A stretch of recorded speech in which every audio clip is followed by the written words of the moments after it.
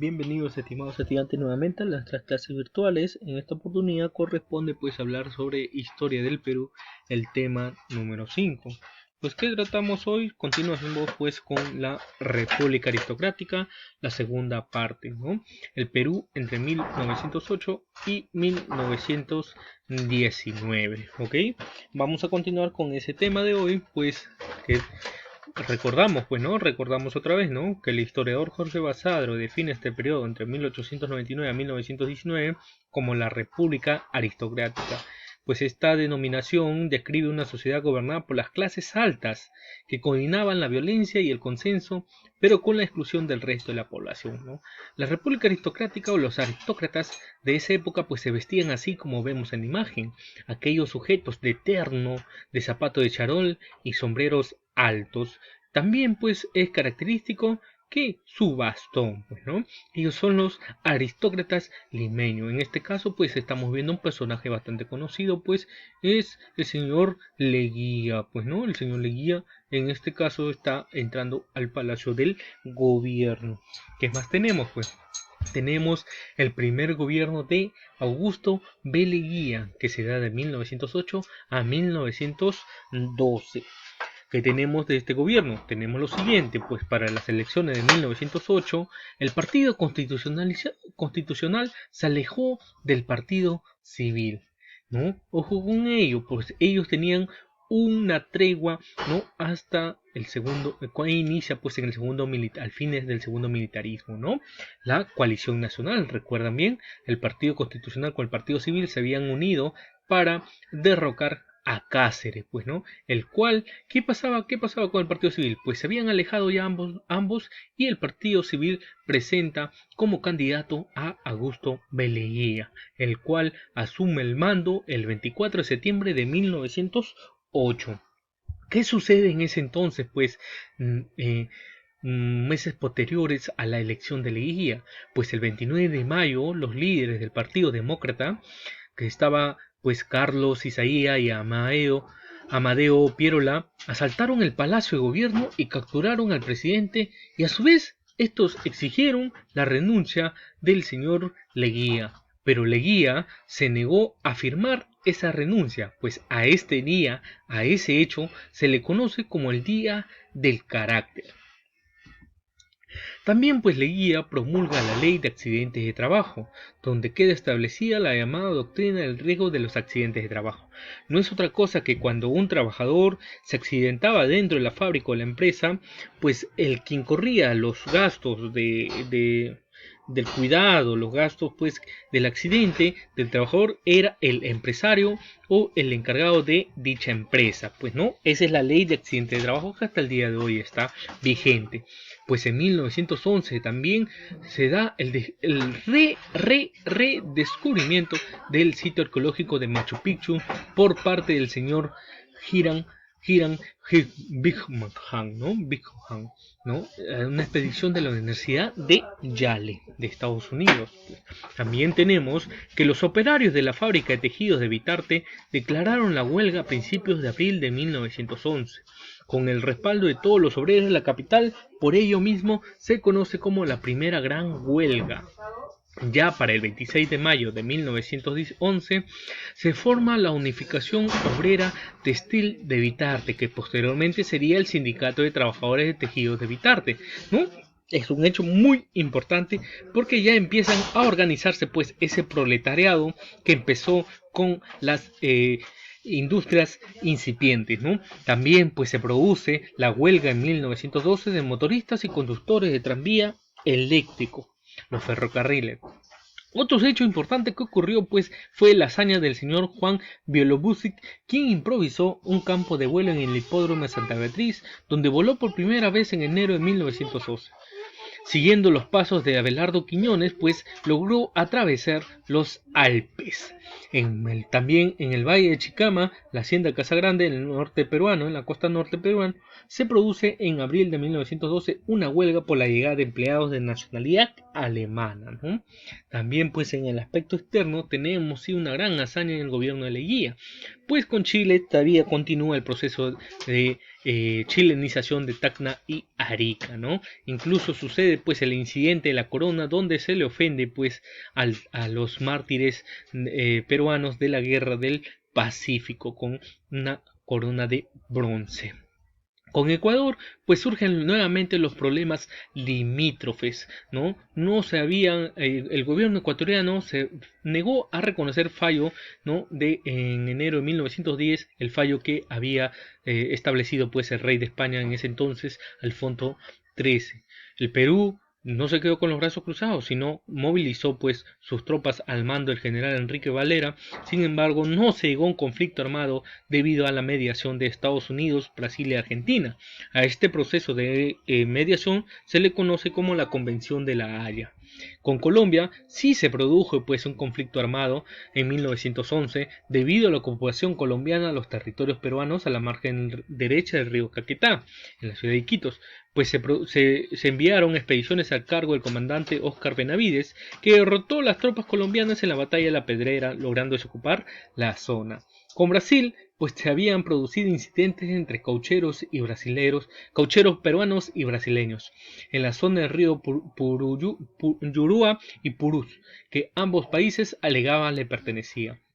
Sin embargo, ambos gobiernos firmaron el Tratado Velarde de Río Branco el 8 de septiembre de 1909. Y por último, con Bolivia, el 17 de septiembre de 1909 se firma el Tratado Polo Sánchez Bustamante, en la cual pues constituye un pacto de ejecución del laudo argentino del arbitraje pedido del presidente de Argentina en 1901 para establecer las fronteras, ¿no?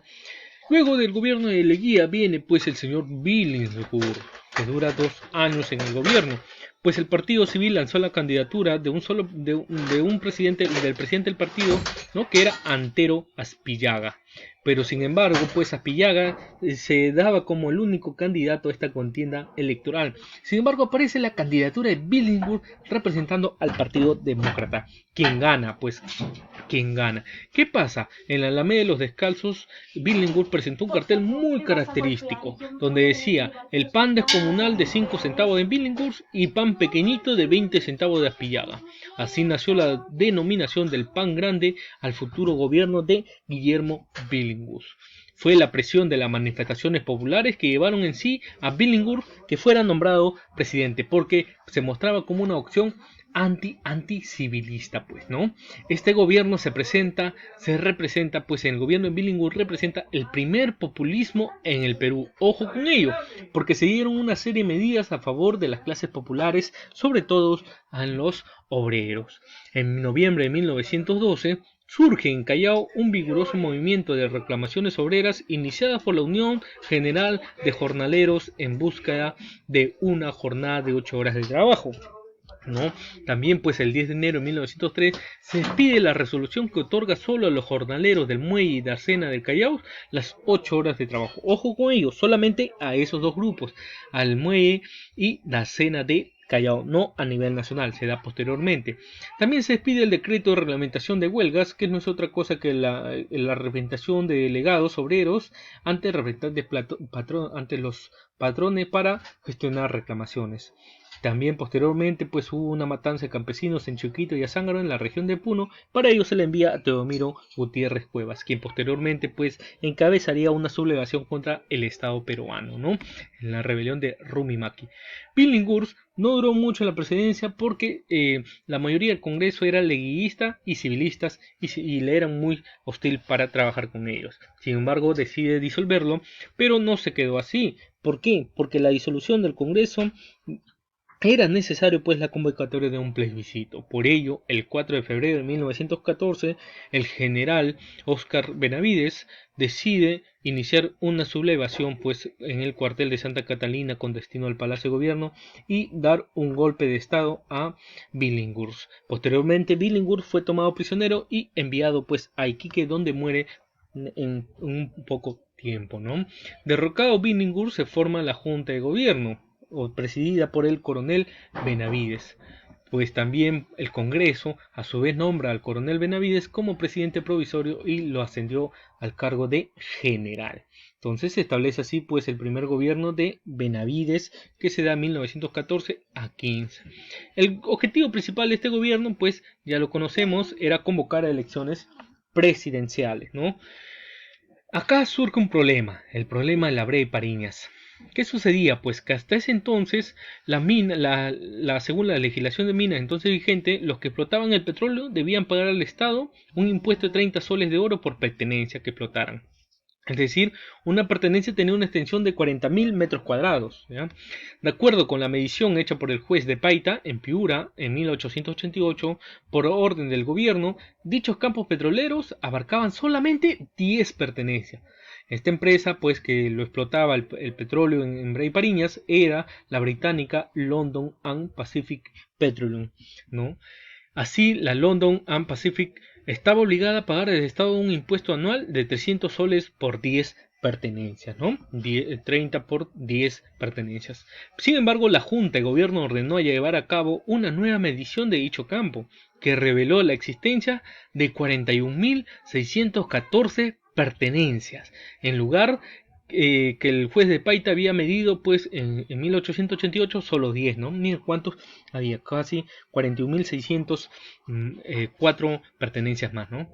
De esta manera, pues la Junta de Gobierno ordenó a dicha empresa a realizar el pago de 1.248.420 soles en vez de solamente 300 soles que hasta entonces había abonado, ¿no? Sin embargo, pues nuestro país se enfrentó a una situación económica grave debido al estallido de la Primera Guerra Mundial. Esto trae unas consecuencias, el descenso de las exportaciones.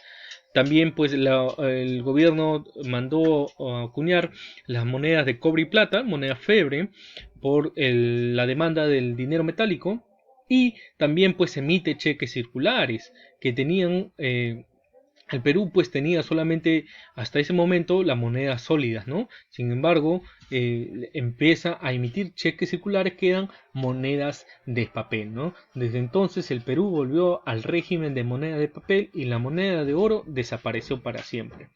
El fin del gobierno pues se da con las elecciones presidenciales de 1915. Se convoca una convención de partidos con el propósito de buscar la armonía nacional, en la que participan pues el partido, los siguientes partidos: Partido Constitucional, Partido Civil, el Partido Liberal y el Partido Demócrata, ¿no? La convención fue presidida por el general Andrés Avelino Cáceres del Partido Constitucional, que en marzo de 1915 promovió como candidato de esta alianza a José Pardo y Barrera.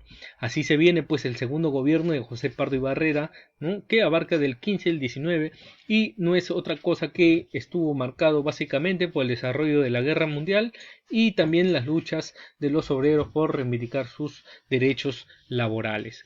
Ya para el 11 de noviembre de 1915 se suprimió el reconocimiento de la Iglesia Católica como religión del Estado. Para ello promovió la libertad de cultos, cosa que debe retornar, ¿no?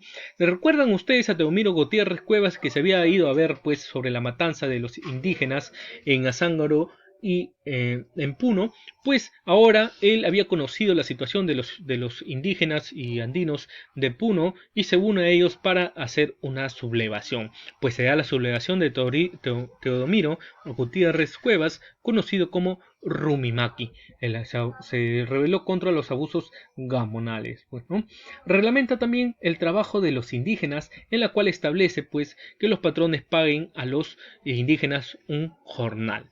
Se produjo también el rompimiento de las relaciones diplomáticas con Alemania y el aumento del valor de productos nacionales de exportación, como el algodón, el petróleo, el cobre, entre otros, ¿no? También se da la huelga de los empleados de la Biblioteca Nacional, los telegrafistas, motoristas, conductores de tranvía, y en Talara, Negritos y Lobitos también pues hubo una gran huelga, ¿no? En la que se lamenta el fallecimiento de 12 trabajadores y 15 heridos. Por la ley del 23 de noviembre de 1918 se había reglamentado el trabajo de mujeres y menores, que hasta entonces eran materia de abusos por parte de los empresarios.